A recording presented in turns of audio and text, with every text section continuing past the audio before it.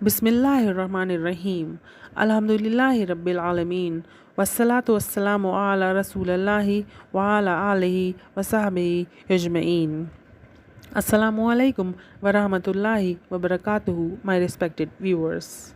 In today's episode, inshallah ta'ala, we'll be discussing about greed. In the light of our Holy Qur'an and Sunnah of our beloved Prophet Muhammad, may Allah's peace and blessings be upon him. And yes, of course, by taking the latest example of worldly greed, that is Titan tragedy. This Titan disaster or implosion is a tragic reminder of the worldly greed. We can see the danger of deep sea exploration.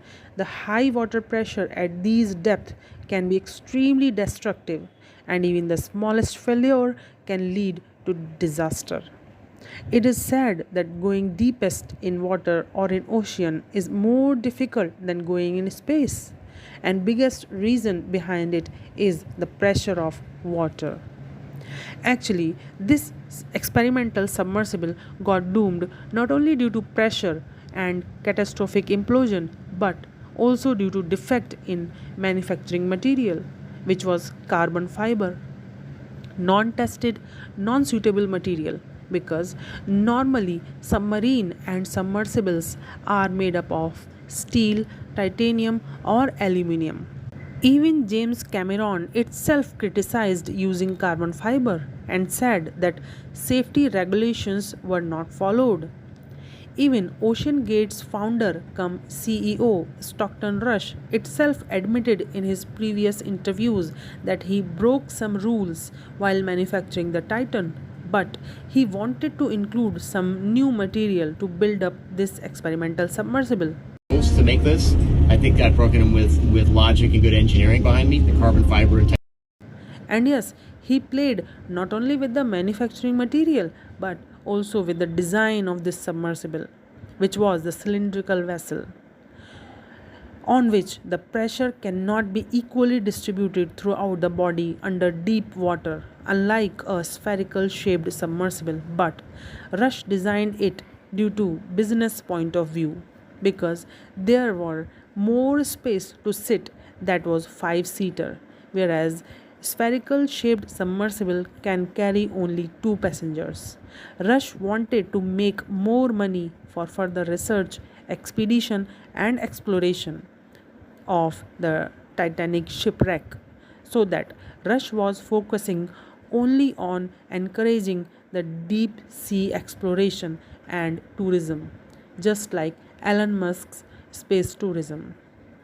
Now, moral of the story is greed is always evil. And now we can see the biggest example of this is Titan disaster due to Stockton Rush's greed. Even after knowing that there are some flaws and even cracks according to the previous passengers, he continued the exploration or shipwreck expedition and risked the life of passengers. Can you imagine? This whole submersible was controlled by only with a video game controller or joystick. That video game joystick. Yeah, see the clip. We have our control screen here, our sonar screen here, and we can put any image we want in the back. We've taken a completely new approach to the sub design, and it's all run with this game controller and these touch screens. So if you want to go forward, you press forward. If you want to go back, you go back. Turn left, turn right, go down, go up. And it's Bluetooth, so I can hand it to anybody. And it's meant for a 16-year-old to throw it around, and super durable. We keep a couple of spares on board just in case. Experimental submersible vessel that has not been approved or certified by any regulatory body and could result in physical injury, disability, emotional trauma, or death. Where do I sign?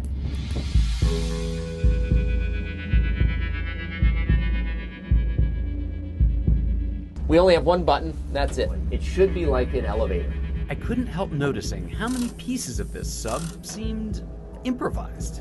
We can use these off-the-shelf components. I got these from Camper World. We run the whole thing with this game controller.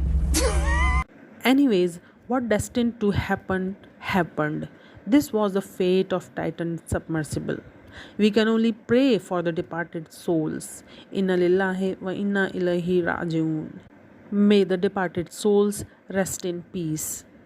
It is mentioned in Sahih al-Bukhari, hadith number 6438, that narrated Sahal bin Sa'ad, I heard Ibn Azubair, who was on the pulpit at Mecca, delivering a sermon, saying, O man, the Prophet used to say, if the son of Adam were given a valley full of gold, he would love to have a second one, and if he were given the second one, he would love to have a third. For nothing fills the belly of Adam's son except the dust of graveyard, and Allah forgives he who repent to him.